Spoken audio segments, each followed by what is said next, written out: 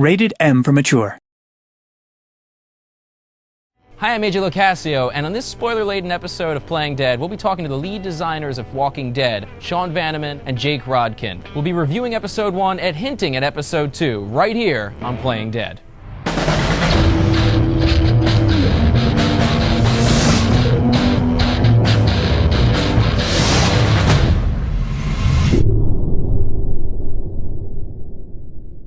So, hi guys, thank you for being on the show again today. Hey. How's it going? So the episode's out, finally. Finally. So you guys have gotten a lot of awesome critical response. You've gotten Editor's Choice Awards, a lot of 9 out of 10s. How does that feel? What has been, It's nice. You don't really make the game thinking about like what review score you're gonna get. You just really hope people like the story and like the characters. It's been really fun watching people playing through the game and just sort of the stuff that they experience as they go through the playthrough, and people talking about like, oh, I was a big asshole to this guy, and I was really nice over here, and sort of, oh, what happened when you were playing it, and like seeing people who just a lot of people on the Telltale forums and on sort of other big gaming sites and on Twitter comparing their different stories as they're playing through. It's been fascinating, and it's been really entertaining to watch, actually. Yeah, it's fun to watch people pick up on things that we thought were cool, but we didn't think we didn't know if people would pick up on or not. Like in the game, you have this dark past. Like Lee was on his way to jail and things like this. And there's a character, Carly, who comes, she knows who you are, but she says she's not going to tell anybody, and you have to trust her. And then later, you have kind of a snap decision whether you're going to save her life or save Doug's life. And I always hope that somebody would just like look over at her and just go, she knows. And then I read that was verbatim in a forum post. Yeah, on like something awful or something like that. It got down to that point where you had to choose between one of the two, and he said like, I looked over there and said, she knows, and just ran for Doug immediately and just left her to the zombies, and then went, I did that. That was crazy. So did you save Doug? I did. I saved Doug because I thought like, oh, that guy's got no hope. Look at her. She's like slender. She's a news reporter. So you're She's empathetic. Probably been in Afghanistan and stuff. That's like nice. This guy just stands by the door all day. He was screwed. I had to save him. I felt bad for him. Doug is a good friend of mine. I'm wearing this shirt in support of Doug, so I thank you for saving him. You're welcome, and thanks I'm for sorry boosting about Doug's stats. like a week ago, we're hanging out with Doug on Sunday. Pre and post his stat, I think Doug has like a 28% survival rate or something in games right now, in the games. So he'll be upset about that. Save Doug. So was there stuff that you guys had originally planned to put in the game, or things that you're like, oh, I'd love to do this, or we should try this that didn't quite make it? The game originally started, and it was you were like in your early 20s, and you were with your sister. Clementine was your sister.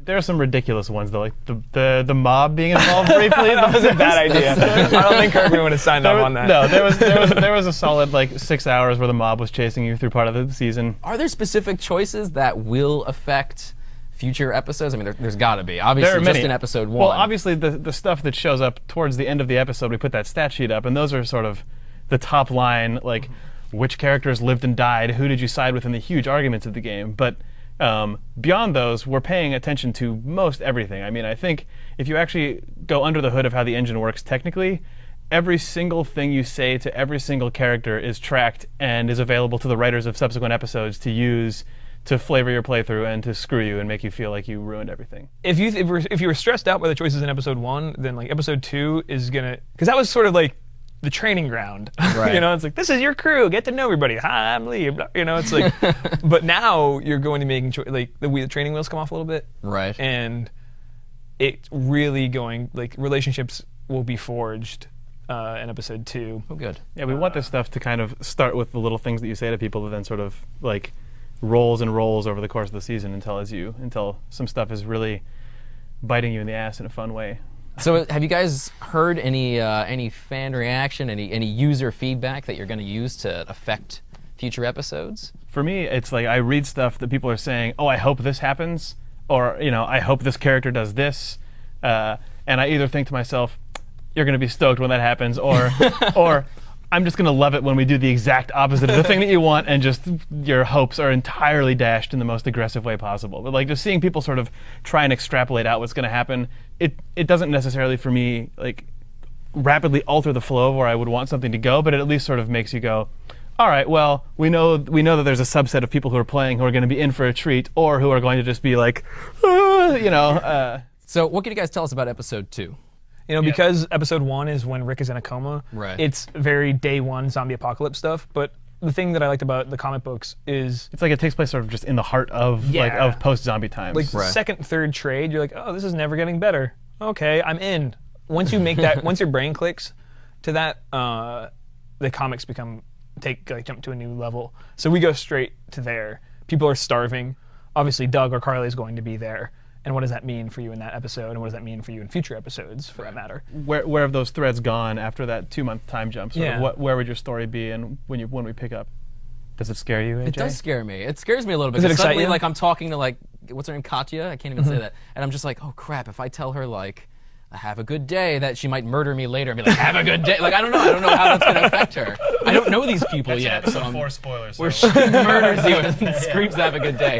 No, it's terrifying. You didn't That say stuff goodbye to is- me politely on the farm. There's a fork is sticking out of your neck. Like, when you have to choose between two people, it's, oh, crap, I got to choose right now. Like, that's sort of... But just the little mundane things, or, I'm worried that's going to, like, set someone off. Be like, remember that time you said this? It's like, oh, no. So I feel like I personally made some bad choices.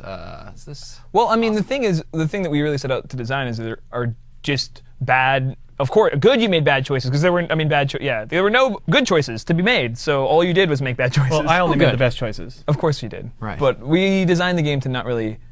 That's good and bad was sort of a language that wasn't really used. So like a good example is like with the girl in the motor inn. Right. You go there the first time, you discover there's a girl, Irene, who's been locked up in a room. Glenn's been trying to save her. You try to save her. You open the door and she's bitten. And she says, please give me your gun. I got to end this. Like, what did you do? I said, shoot yourself. You gave her the gun? I was like, here you go. Yeah. You know, that's the stuff that's all really interesting to us. Like, there are no wrong choices. So to watch, most of those are 50-50. And then there's the Doug Carly. Yeah.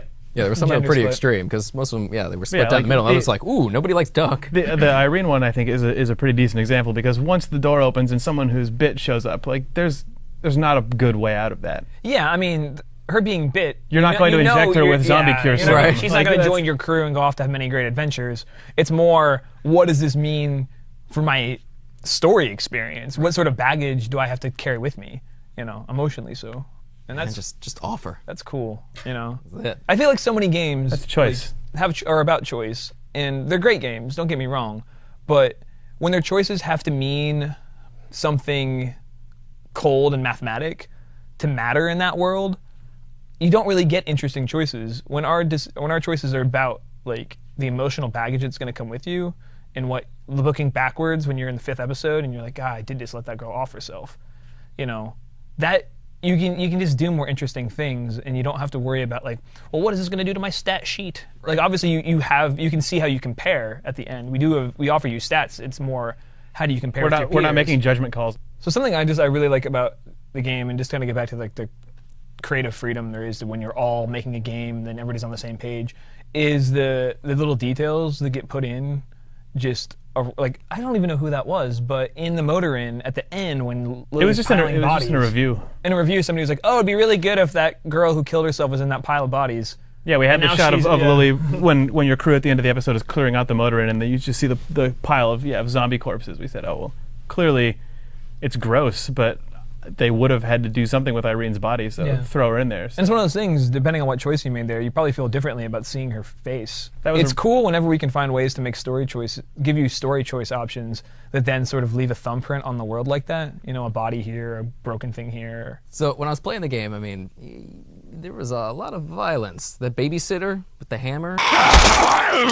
Yeah, we wanted to start strong. Yeah, you wanted to did. bring I was a pain. little like, oh, I guess I'll do it again. Well, I have no choice. You didn't but have to. You did have a choice. You Did actually, I? You Oh, well, you- I went for You it. actually only have to hit the babysitter until she stops moving, Yeah. Well, I kept going. which is I think the second hit. You don't get the You don't get to see the hammer doesn't yeah, it got stick. stuck, and I was Yeah. screwed me up. Like Yeah. I was just laying in bed again, like staring up at the ceiling. So we gonna see more stuff like that? Is it gonna get worse? Is it Yeah, gonna I mean, get- you know, it's going to be different, and it's going to be intense. You know, like we've said many times that this story isn't really about the zombies; it's about the people. So like, But it's about the things that people do. Zombies are like pinatas sometimes. Like, you know, you can just kill them no problem. They're filled with It's when the candy. violence hits.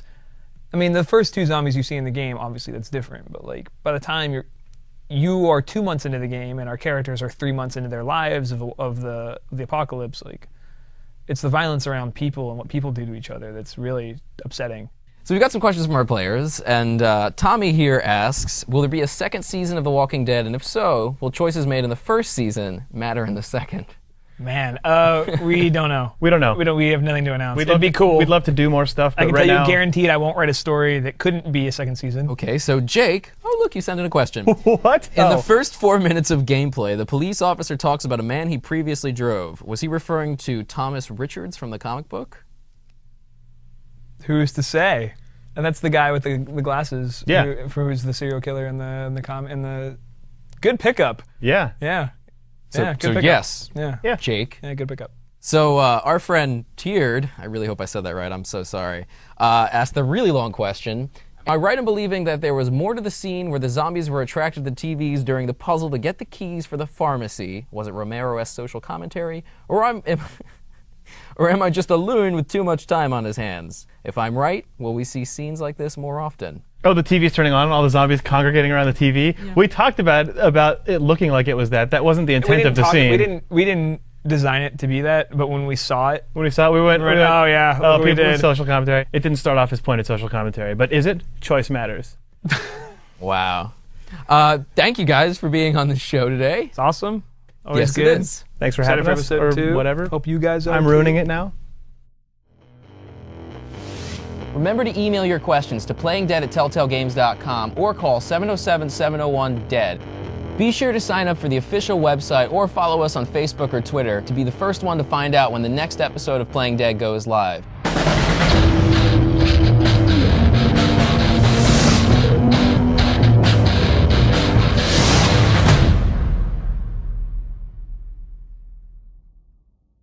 So Combine Overwatch asks... That's Combine Overwatch. It's from Half-Life. Half-Life, yeah. yeah. You video game nerds.